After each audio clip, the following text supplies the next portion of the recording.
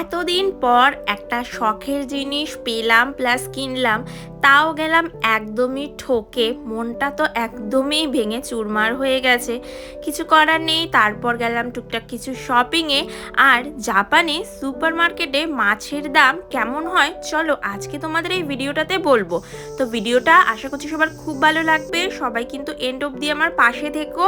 আর please আমাকে like comment share and subscribe করে আমাকে প্লিজ তোমরা অনেক অনেক সাপোর্ট করো। হ্যালো এভরিওয়ান, কেমন আছো তোমরা সবাই? আশা করছি তোমরা সবাই খুব ভালো আছো আর আমরাও অনেক ভালো আছি। আজকে হলো বৃহস্পতিবার, বিকেল বাজে এখন 5:30। একদমই রোদ্রুর পড়ে গেছে, এখন আর রোদ্রুর নেই। এই সময়টার অপেক্ষাই করছিলাম যখন রোদ্রুর কমবে আর তখন আমরা একটু বাইরে বেরোবো।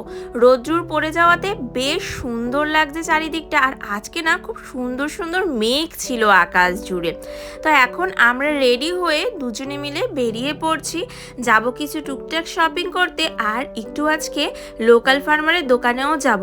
অনেকদিন লোকাল ফার্মারের দোকানে যাওয়া হয় না, আর লোকাল ফার্মারের দোকানে না খুবই সস্তায় পেঁয়াজ পাওয়া যায়। তো আজকে ঘরে পেঁয়াজও শেষ, তাই ভাবছি তার জন্য যাই। আর কিছু সবজি থাকলে তো নিয়েই নেব।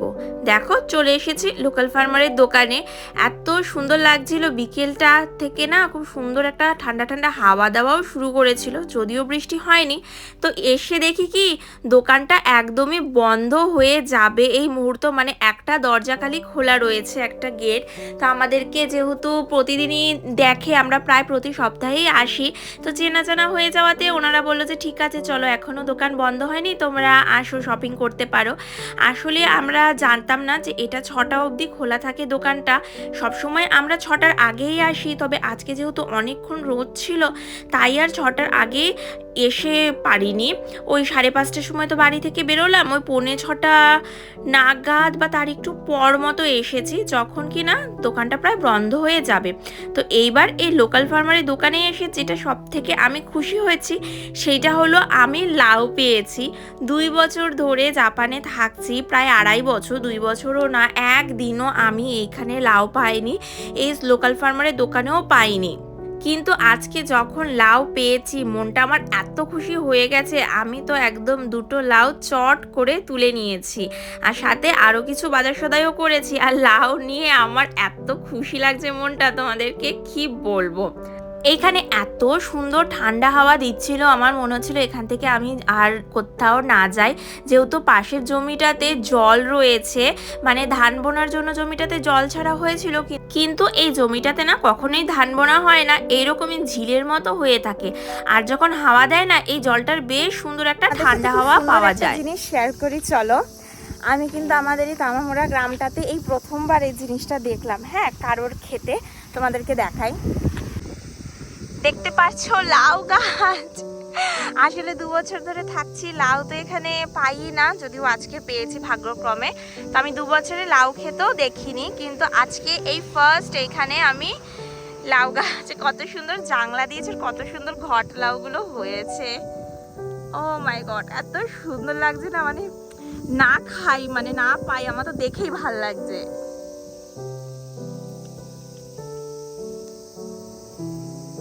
চলে এসেছি, দেখো আমরা ডাইরেক্টসুর সামনে। ডাইরেক্টসু থেকে আজকে কিছু টুকটাক জিনিস নেওয়া রয়েছে। আর আজকে আমার এত ভালো লাগছিল মনটা, প্রথমত পছন্দের একটা সবজি পেয়েছি, তার সাথে সাথে সত্যিই আমি এই জাপানে আসার পর এই প্রথম লাউ ক্ষেত দেখলাম, দেখেও যেন চোখের শান্তি। ডাইরেক্টসুর পাশে দাইশু থেকে না বেশ কিছু আমার জিনিসও কেনার ছিল, কিছু নিজের জিনিস প্লাস কিছু ঘরের জিনিসও কেনার ছিল। ক্লিপ না ইদানিং আমার থাকছেই না, কেন জানি না, প্রায় সব ক্লিপই আমার ভেঙে গেছে। তার জন্য আজকে চলে এসেছি একটা ক্লিপ নিতে। তো এখানে না এই ক্লিপগুলো বেশ ভালো লাগলো, আর এই ক্লিপগুলো দিয়ে না চুল খুব সুন্দর মতো মানে আমার বাঁধতে সুবিধা হয়, তাই এখান থেকে এই ক্লিপ নিয়ে নিলাম। আর আমার একটা ব্রাশের প্রয়োজন ছিল, মেকআপ ব্রাশের।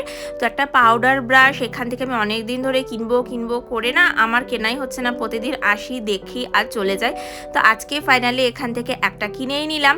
আর খুঁজতে খুঁজতে আরেকটা অনেক সুন্দর জিনিস পেয়েছি, সেইটা হলো face face oil absorbing sheet. তো এই জিনিসটা আমি খুবই খুঁজছিলাম, কারণ আমার প্রচণ্ড অয়েলি ফেস, অয়েলি স্কিন, তার জন্য আমার এটা খুবই দরকারি। তো ওইটা একটা নিলাম, আর আইব্রো করার জন্য একটা আইব্রো রেজার নিলাম। এই তো তারপর চলে এসেছিলাম ঘরের বাদবাকি টুকিটাকি জিনিস কিনতে, যেমন এই তো বাসনপত্র মাজার জন্য লাগবে একটা লিকুইড সোপ। তারপর চলে এসেছিলাম চপস্টিক্স নিতে।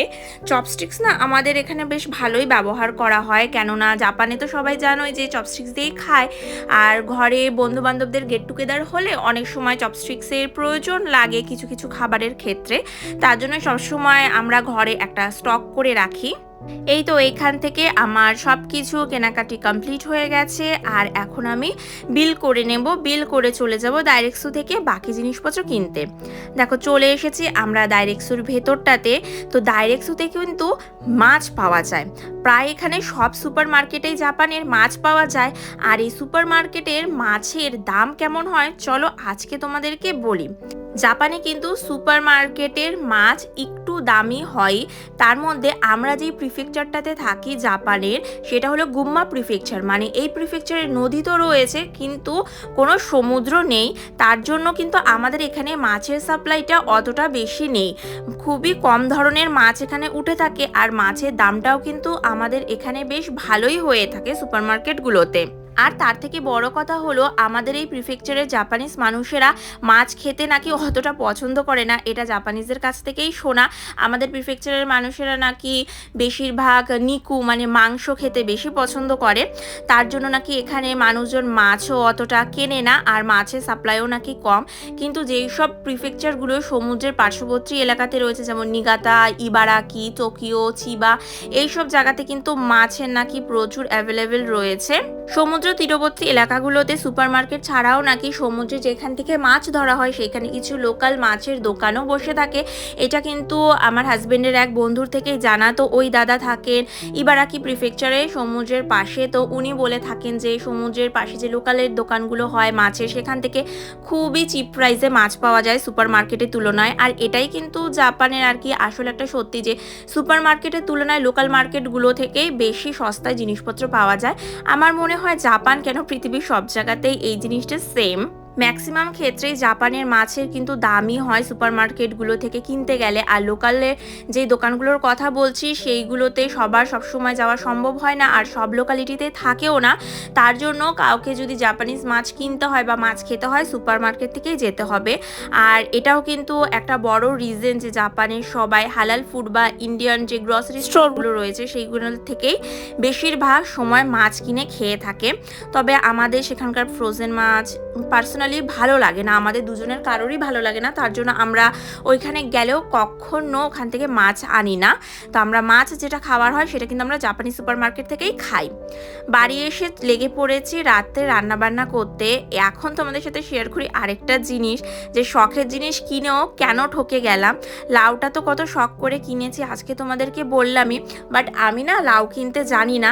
আর দোকানটা যেহেতু বন্ধ বন্ধ হয়ে আসছিল, সেই রকমভাবে না বেছে দেখে কেনার সময় ছিল না, আর ও ঠিকমতো খেয়াল করে উঠতে পারেনি। বাড়ি এসে যখন লাউটা কাটলাম দেখলাম যে লাউটা ভেতর দিয়ে একদমই শুকিয়ে গেছে, দুটো লাউই সেম। এত ঠকে গেছি, খুবই খারাপ লাগছিল। অ্যাকচুয়ালি লোকাল ফার্মারে যে দোকানটা রয়েছে আমাদের, সেইখানে না সবসময় যে খুব ফ্রেশ সবজি পাওয়া যায় তা কিন্তু না, মাঝে মধ্যে দেখা যায় কয়েকদিনের পুরনো সবজিও থাকে। লাউটাও বোধহয় তাই ছিল, আমরা খেয়াল করে উঠতে পারিনি। এইখানে গেলে কিন্তু একটু সবজিপাতি দেখে শুনেই কিনে আনতে হয় আমাদের, বাট কিচ্ছু করার নেই। একদমই আজকে একটা শখ করে জিনিস কিনে এতটা মনটা পরে খারাপ লাগছিল, তার জন্য লাউগুলো যে কেটেছি আমি ভিডিও বানাইনি। দেখো এখানে কিন্তু আমাদের রাতে ডিনার একদম রেডি হয়ে গেছে। রাতে আমরা ম্যাক্সিমাম দিনই করি কি ঘুগনি খাই, তো বেশ ভালো লাগে, ভাত টাত কোনো কিছু খাই না।